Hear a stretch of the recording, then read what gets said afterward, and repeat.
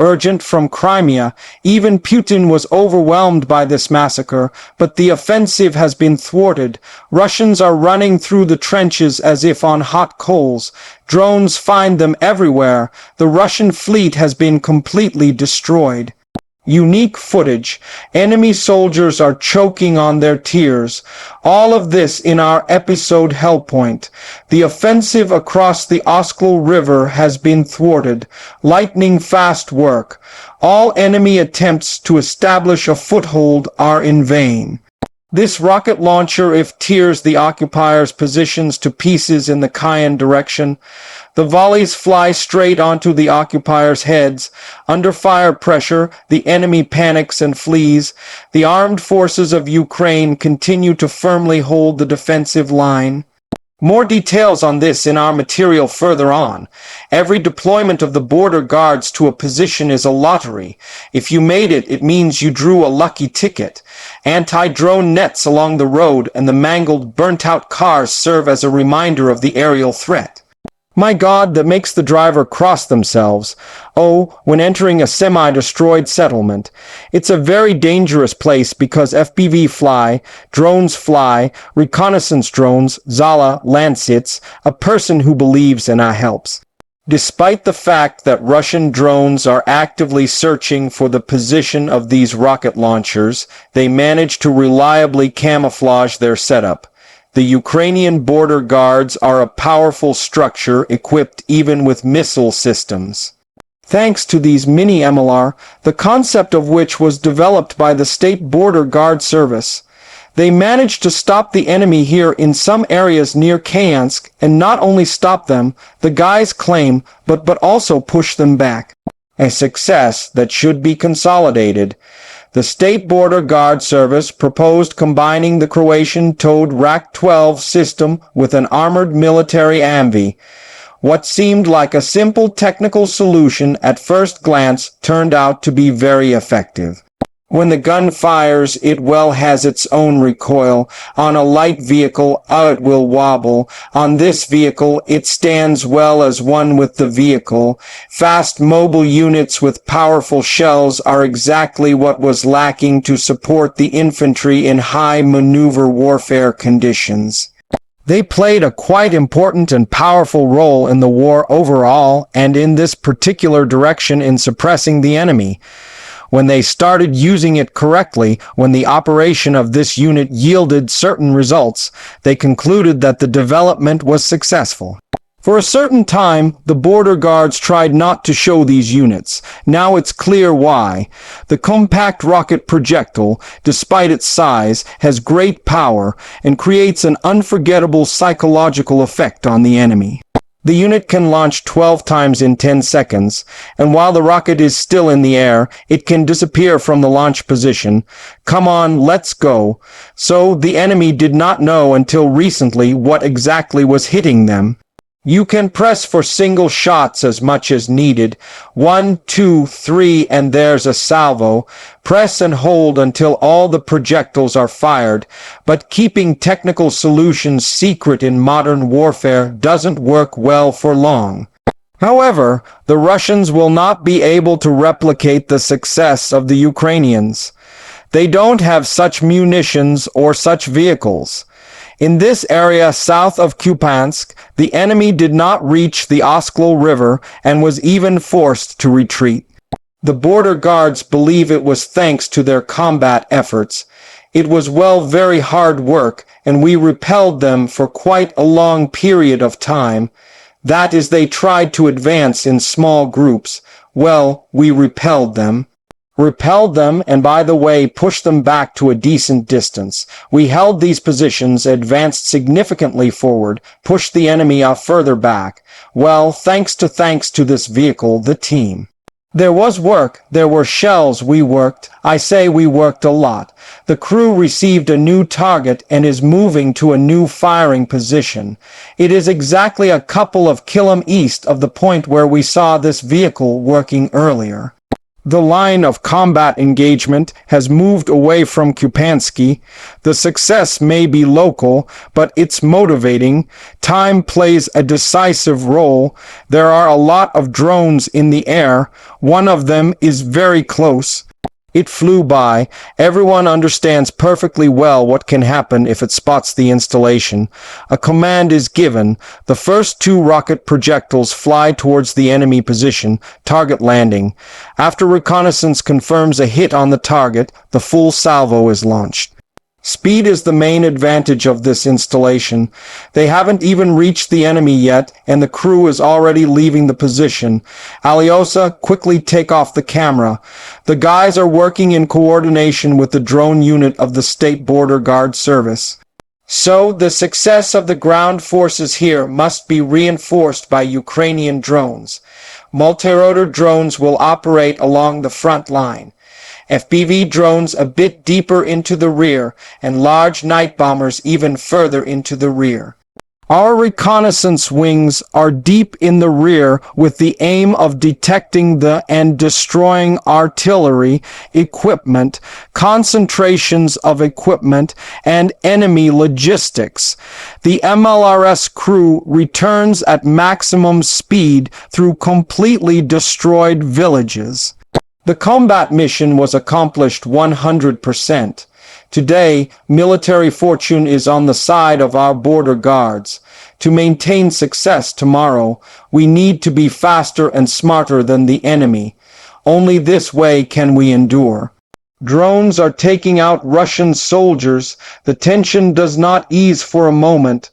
Precise strikes ride on target. These guys are making real history. On their combat account are millions in losses for Putin's army. They work cohesively and stop enemy advances. Apocalypse and Pukhovsk. These videos were shot right during the mission to eliminate the enemy. You definitely have to watch them. Before the war, I had a strawberry farm right near Khark and ran a YouTube channel, which was my main sales outlet. The first to start bearing fruit for me will be the Roomba variety.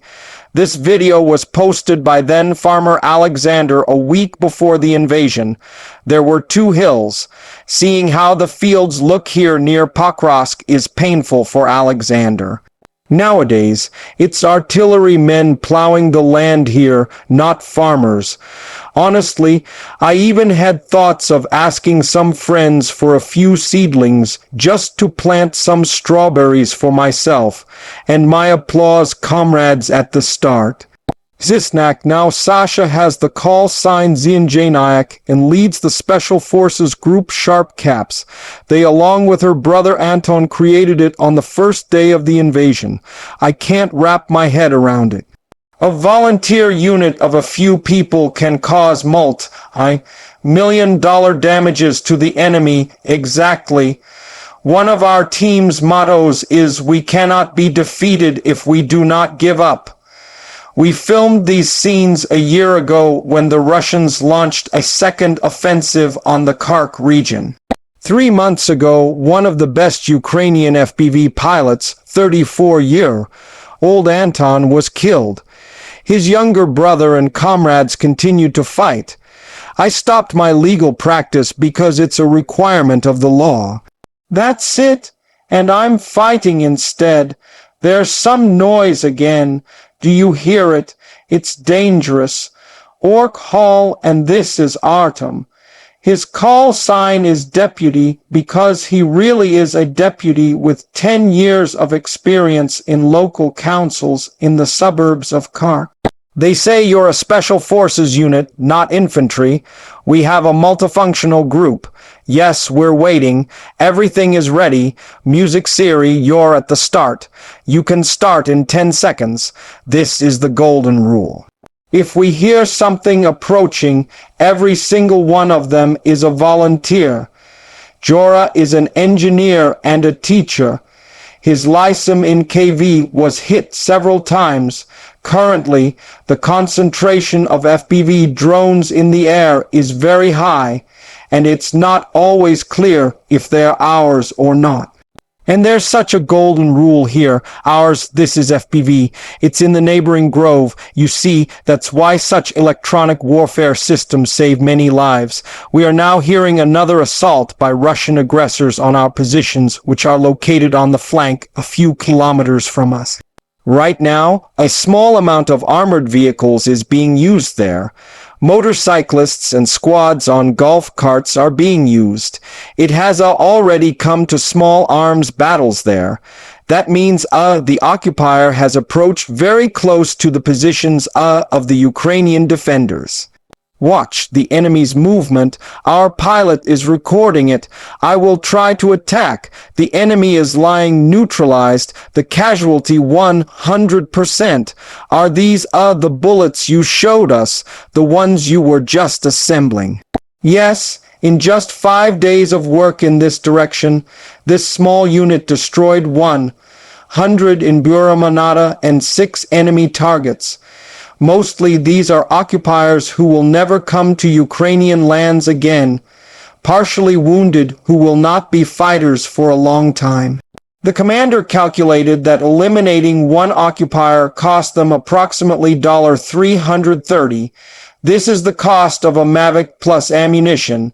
SA 5 seconds to start.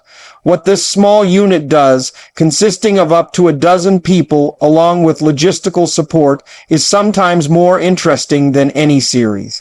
The story of the Sharp Caps, founded by 2 brothers, it's both a huge drama and a spectacular action, and at times it seems completely fantastical. The connection is lost. We have a group, there are 5 or 6 people working in combat, and sometimes in a day we achieve 3% of the results across the entire front line where a multi-0-0 army is operating, and there are days when we achieve 3% of the total result in a single day. Hello, brother. Music Maria Malevka, Alexander Brinsa, Eher Cerebrian, Windows ESD United. Every voice matters. Join our community. Support independent journalism and help us bring you the truth from Ukraine. Become a member of Ukraine today. Join us now in Crimea. It's a mess. The sea drones are right there putting on a real show and hitting the occupiers. The enemy's whining can be heard, and not just from the south. The front is bursting at the seams. Powerful weapons are taking down Russian manpower and equipment in no time. Where are Ukrainian forces achieving the greatest successes? We'll find out in just a moment. A hellish night in Crimea. A combined attack by the armed forces of Ukraine covered the peninsula. A night of fire, explosions, and panic among the occupiers. On the night of May the 2nd, the armed forces of Ukraine conducted a large-scale combined attack on the temporarily occupied Crimea using strike UV missiles and Sea drone missile carriers. The sky over Crimea was lit up by explosions and videos, and messages about unknown objects flying over the peninsula appeared on the occupier social media. This time, the unknown objects definitely knew where to fly. In the area of the Saki military airfield, a detonation of an ammunition depot was recorded, which was large-scale, prolonged, and with a characteristic fireworks display. At the same time, information was received about a strike on the missile brigade's location in Vardis. It was also intense there, with at least several explosions followed by fires. An increase in fire activity was also recorded in the area of the Katya airfield and the village of Kututov. Local residents report explosions near the Inserman winery located nearby. Also, as Astra reports, a fire was noticed at the Bakhchisari plant, Budindustria, one of the largest building materials manufacturers in the region. According to the Moscow-appointed Governor Razvoj, there was the largest drone concert in Sevastopol at night in 2025. Data from the NAS, a firm service about the fire in the village of Guto Bakhchisari district on May 2, 2025. Some hits are also recorded in Kursk, but the attack was not limited to the air. In the Black Sea waters, marine drones were recorded striking Russian gas extraction rigs. This is not only a military target, but also a symbolic one. The enemy can no longer feel safe in the air, on land, or in the water. As a result of the strikes, key elements of the Russian air defense and radar reconnaissance were destroyed, including two S-300 missile launchers, one Absor-3 radar, one Castor-2E radar, another SD-68 radar, and another 9 SD-32 radar. The strike was not only targeted, but also systematic, dismantling several links of the Russian air defense on the peninsula at once. And while Crimea is burning in the Karen region, Russian occupation forces have become more active in the southern Dnipro island system, aiming to land on the Bug as peninsula to capture a bridgehead and cross the Dnipro River.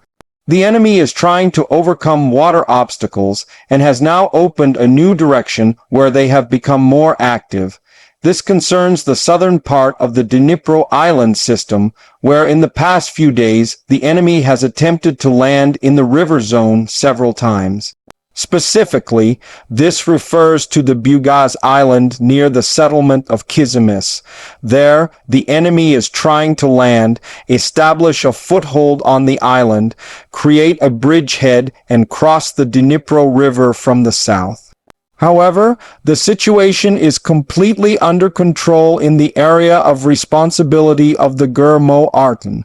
The active action units of the main intelligence directorate of the Ministry of Defense of Ukraine continue to hold the line decisively, clearly, and effectively. They operate where it is particularly intense in difficult sections of the front where the enemy hopes to find a weak spot, but instead of a breakthrough, they encounter devastating resistance.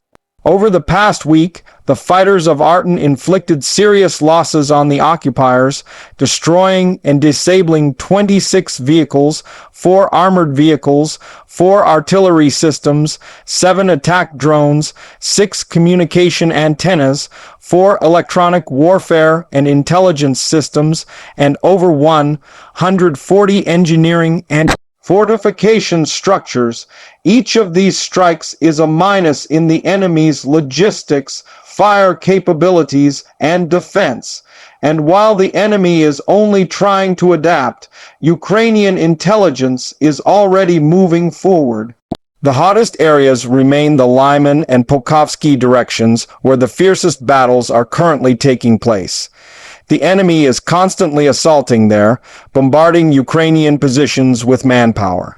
As of 205, our defenders have stopped 64 attacks by the aggressor in the Pakhr.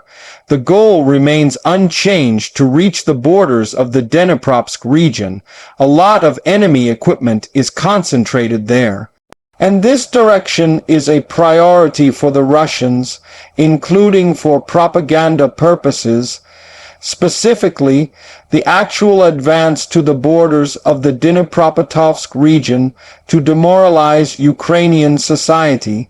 In addition, military experts report that with the arrival of good weather and warming, the Russians will begin to fully utilize their motorized potential, and the Pokrov's direction may become their target for a breakthrough. However, the Ukrainian defense forces are prepared for all scenarios of events. The artillery and small arms fire do not cease on the K's direction either, where 33 clashes have occurred. The enemy carried out 210 artillery shellings, 5 of which were from multiple rocket launch systems, conducted 15 air strikes, dropping 21 guided aerial bombs. Our soldiers are inflicting significant losses on the occupying forces in terms of manpower and equipment, and are also actively undermining the enemy's offensive potential in the rear. Overall, the losses of the Russian invaders amounted to 110 personnel yesterday. Ukrainian soldiers also neutralized 9 tanks, 5 armored combat vehicles, 50 artillery systems, 4 air defense systems, 1 138 operational tactical level UAV, and 132 units of the Occupier automotive equipment. That's all for now. Watch the next news tomorrow.